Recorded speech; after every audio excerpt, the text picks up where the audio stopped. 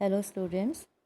तो हमने ज्ञान सागर की दोपहरी कविता भावार्थ सहित हमने की थी और साथ ही साथ हमने प्रश्न उत्तर भी हमने साझा किए थे और आशा है आपने प्रश्न उत्तर अपनी नोटबुक में कर लिए होंगे और कविता के दिए गए अंश को पढ़कर प्रश्नों के उत्तर भी हमने कर लिए थे। बातचीत के लिए प्रश्नोत्तर भी हमने साझा किए थे। तो आज हम भाषा की बात करेंगे यानी व्याकरण। तो इस कविता से संबंधित जो भी व्याकरण भाग जो यहाँ पर है वो अत्यंत आवश्यक है और उसको आपने अपनी ज्ञान सागर में ही करना है। तो यहाँ भाषा की बात। तो भाषा की बात में पहला प्रश्न है, कविता में आए निम्नलिखित शब्दों के दो दो पर्यायवाची लिखिए। तो कविता में ये शब्द आए थे हमारे नभ, सर्प, घर, नैन। ये शब्द हमारे आए थे कविता के अंतर्गत। इसके हमने दो दो पर्यायवाची लिखने हैं। वैसे तो बहुत से पर्यायवाची होते हैं एक एक शब्द के, लेकिन हमने केवल दो दो लिखने हैं। तो नभ का क्या पर्यायवाची होगा? नभ, देखिए हम कितनी बार बोलते हैं, देखो आसमान, आकाश, है ना, अंबर, गगन। तो कितने सारे बताए? तो इसमें से जो आपको दो ठीक लिखते हैं वो लिख लीजिएगा। नभ के पर्यायवाची हैं आकाश, गगन, आसमान, अंबर। अगला है सर्प। सर्प यानी सांप। तो हो गया एक पर्यायवाची तो सांप। तो सांप और विषधर, विष को धारण करने वाला, है ना, तो विषधर भी इसको बोलते हैं। सर्प को हम क्या क्या कहते हैं? सांप, विषधर, व्याल भी कहते हैं। आधा व या और ल, व्याल। ठीक है। और इसको भुजंग भी कहते हैं। भुजंग, अहि, फणी, उरन, पन्नग, नाग।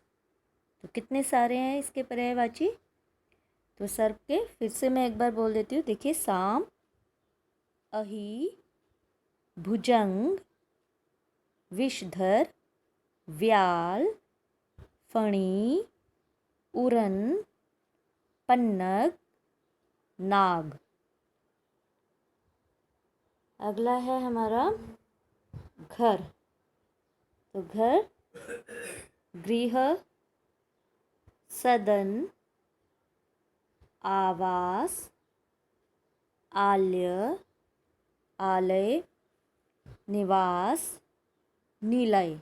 नी ल य पूरा ही लिखेंगे, न को छोटी की मात्रा, ल और य, निलय। तो गृह, सदन, आवास, ये तो आसान है ना। गृह, सदन, आवास, निवास। ठीक है, तो ये आसान है, तो इनको लिख लीजिएगा। नैन, नैन क्या है? अक्ष, अक्षी, चक्षु, दृग। ठीक है, आँख, अक्ष, अक्षी, चक्षु, दृग, आँख। ठीक है, तो ये थे हमारे पर्यायवाची। प्रश्न दूसरा है भाषा की बात में ही, कविता के आधार पर दिए गए विशेष्य शब्दों के लिए विशेषण लिखिए। अब हमने क्या लिखना है? विशेषण लिखना है। ध्यान दीजिएगा, यहाँ पर हमने विशेषण लिखना है। और विशेषण क्या होता है? वो शब्द जो संज्ञा और सर्वनाम की विशेषता बताते हैं उसे हम विशेषण कहते हैं, है ना। तो इसके बारे में तो हमने पहले भी चर्चा की थी अभ्यास पुस्तिका में भी। तो विशेषता इसमें कुछ भी हो सकती है। गोरा, काला, मोटा, छोटा, आकार, भाव, है ना, और रंग, रूप, किसी के भी आधार पर विशेषता हो सकती है। ठीक है, तो यहाँ पर देखेंगे हमने कविता में से छांटने हैं। कविता के आधार पर दिए गए विशेष्य शब्दों के लिए विशेषण लिखे। वैसे हम देखिए कुछ भी लिखे, लेकिन यहाँ पर कहा गया है कि कविता, तो कविता के आधार पर ही लिखने हैं। तो डैश सड़कें, तो यहाँ विशेषण कैसी सड़कें थी, वहाँ पर कैसी सड़कें थी, डैश सड़कें, काली सड़कें, कैसी थी, काली सड़कें। तो यहाँ पर क्या आ जाएगा, काली, तो काली यहाँ पर विशेषण हो गया, क्या थी, सड़कें, तो सड़कें विशेष्य हो गया। जिसके बारे में बात करते हैं वो विशेष्य होता है, ठीक है। तो यहाँ आएगा काली सड़कें, डैश घोड़े, कैसे थे घोड़े, कविता में से ही लिखना है ना। तो डैश घोड़े कैसे थे, मोटे दुबले पतले, कैसे, ठीक है, दुबले घोड़े, है ना। डैश पीठ, डैश पीठ, कैसी पीठ पर, गरम पीठ, बोला था ना घोड़े की गरम पीठ पर, है ना। तो गरम पीठ, तो काली सड़कें, दुबले घोड़े, गरम पीठ, ये कविता में ही आए हुए शब्द हैं। डैश ग्रामीण, तो यहाँ पर क्या है, एक ग्रामीण है, एक ग्रामीण, ठीक है। डैश गठरी, यहाँ कौन सी गठरी, यहाँ क्या कौन सी बताइए, मोटी सी गठरी, है ना, मोटी गठरी। डैश जूते, तो फटे जूते, ठीक है। काली सड़कें, दुबले घोड़े, गरम पीठ, एक ग्रामीण, मोटी गठरी, फटे जूते। चलिए, जीवन मूल्य, क्या वैल्यूज़, क्या सीखा इस पाठ के माध्यम से हमने। समाज में अमीर गरीब के भेदभाव पर चर्चा कीजिए और बताइए कि निर्धन वर्ग के विकास के लिए क्या क्या किया जा रहा है।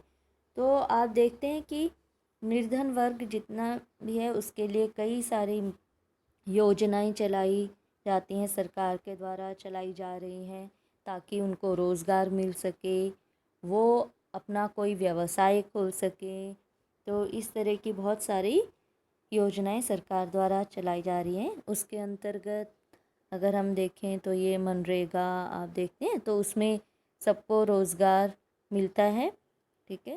और साथ ही साथ व्यवसाय के लिए भी पैसे दिए जाते हैं, और उसके लिए भी उनको जो है लोन भी ज़्यादा नहीं देना पड़ता। और इसके साथ ही निर्धन वर्ग के लिए देखो, बच्चों के लिए स्कूल में उनको बिना फीस के और मुफ्त में वर्दी, मुफ्त में कपड़े, मुफ्त में किताबें उनको दी जाती हैं, है ना। तो कितनी सारी योजनाएं इनके लिए चलाई गई हैं, निर्धन वर्ग यानी गरीब वर्ग के लिए, ताकि वो भी समाज में उठ सकें, वो भी कुछ कर सकें और कोई भूखे पेट ना सोए। इसलिए निर्धन वर्ग के लिए भी, उनके विकास के लिए भी बहुत सारी योजनाएं चलाई जा रही हैं। और अमीर गरीब में थोड़ा भेदभाव तो रहते, समाज में अमीर गरीब का भेदभाव होता ही है ना। अब देखो, गरीब है तो उसे कोई भी फटकार लगा देता है, कुछ है क्योंकि मज़दूर है या, है ना, किसी तरह भी, तो वो नहीं होना चाहिए। और दूसरी बात, अमीर गरीब में देखो भेदभाव हम कहाँ देखते हैं, सबसे बड़ा भेदभाव देखो यहाँ भी दिखता है कि जब तो हम मॉल में जाते हैं तो हम बहुत सारे पैसे हम वहाँ पर देकर आ जाते हैं, है ना, वहाँ पे हम बिल्कुल बहस नहीं करते कि ये नहीं। लेकिन जब किसी रेडी वाले से कोई हम सब्जी, कोई सामान खरीद रहे होते हैं, तो उससे हम कितना कम कराते हैं और कितनी बहस करते हैं, है ना, वहाँ पर हमें पैसे निकालने में कितनी मुश्किल हो जाती है। तो यहाँ पे भी हमें गरीब और अमीर में भेदभाव दिखता है ना। तो अमीर लोगों को कोई भी नहीं बोलता, गरीब लोगों को हर कोई बोलता है। ठीक है, चलिए अगला प्रश्न है, मनुष्य को जीवन में सुख के साथ कठिन परिस्थितियों का सामना भी करना पड़ता है। ऐसी कठिन परिस्थितियों में मनुष्य को क्या करना चाहिए? देखिए, जीवन में सुख दुख तो आते ही रहते हैं। हम कहते हैं ना, एक ही सिक्के के दो पहलू हैं, आज सुख है कल दुख भी हो सकता है ना। दुख है तो कितने दिन रहेगा, तो सुख भी आएगा। ठीक है, अंधेरा कितना भी लंबा हो सुबह ज़रूर होती है। तो ऐसी कठिन परिस्थितियों में मनुष्य को क्या करना चाहिए? मनुष्य को धैर्य रखना चाहिए और अगर उसको दुख है या कठिन परिस्थितियां हैं तो उससे घबराना नहीं है और निरंतर आगे बढ़ते रहना चाहिए, अपना काम करते रहना चाहिए। जैसे भगवान कहते हैं कि अपना काम कीजिए, कर्म करो, फल की चिंता मत करो। तो अपना काम करते रहें, देखा जाएगा, है ना क्या होगा। क्यों? क्योंकि अगर हम चिंता करेंगे तो चिंता चिता के समान है। और दूसरी बात, ऐसे भी तो कहते हैं कि देखो, अगर हमारे पास कोई सॉल्यूशन है ना, अगर हमारे पास कोई उपाय है तो फिर चिंता किस बात की। और उपाय नहीं है तो फिर चिंता क्यों करनी। उपाय है ही नहीं तो फिर चिंता क्यों कर रहे, छोड़ दो। और अगर उपाय है तो भी चिंता क्यों करनी, फिर तो बड़ी अच्छी बात है कि हमारे पास इसका सब्स्टिट्यूट है, हमारे पास इसका उपाय है ना। तो कठिन परिस्थितियों में धैर्य बनाए रखें और अपना कर्म करते रहें, चिंता ना करें। चिंता चिता के समान होती है। खुश रहेंगे, स्वस्थ रहेंगे तो आधा दुख तो वैसे ही भाग जाता है। दुख भी सोचता है मैं तो कहाँ आ गया, है ना, ये तो बिल्कुल भी मेरे से परेशान नहीं हो रहा है मनुष्य। तो ऐसे हमें कठिन परिस्थितियों का सामना करना चाहिए। अब कुछ करने के लिए देखिए, ऋतुओं पर अनेक कविताएं लिखी गई हैं। सर्दी, वर्षा, वसंत ऋतु पर एक एक कविता कॉपी में लिखिए व कक्षा में सुनाइए। तो छोटी छोटी कविता आप बना सकते हैं। ठीक है, सर्दी, वर्षा, वसंत ऋतु पे अपने शब्दों में होनी चाहिए। ठीक है, और सर्दी, गर्मी और वर्षा ऋतु में दोपहर का समय कैसा होता है? ठीक है, तो कैसा होता है, देखिए आजकल गर्मी के दिन चल रहे हैं तो गर्मी की दोपहरी का वर्णन तो हमने कविता में भी पढ़ा और हम साक्षात महसूस भी कर रहे हैं। ठीक है, तो सर्दी की दोपहरी, है ना। अच्छा, वैसे देखो, गर्मी की दोपहरी में क्या होता है कि कोई घर से बाहर नहीं निकलना चाहता, और सर्दी की दोपहरी में बिल्कुल रौनक होती है, सब छत के ऊपर बैठे होते हैं, है ना। तो सर्दी की दोपहरी में खूब शोरगुल होता है, सब बैठते हैं, आनंद लेते हैं धूप का, है ना। छतों पर रौनक लगी होती है, बाहर निकलना चाहते हैं। और गर्मी की दोपहरी में कोई भी घर से बाहर निकलना नहीं चाहता। क्यों? गर्म हवा के थपेड़े खाने कौन निकलेगा बाहर। और वर्षा ऋतु में दोपहर का समय कैसा होता है? बिल्कुल उमस भरा सा, है ना। ह्यूमिडिटी हो जाती है, उमस होती है, चिपचिपी गर्मी हो जाती है ना। तो इस तरह का मौसम रहता है दोपहर के समय।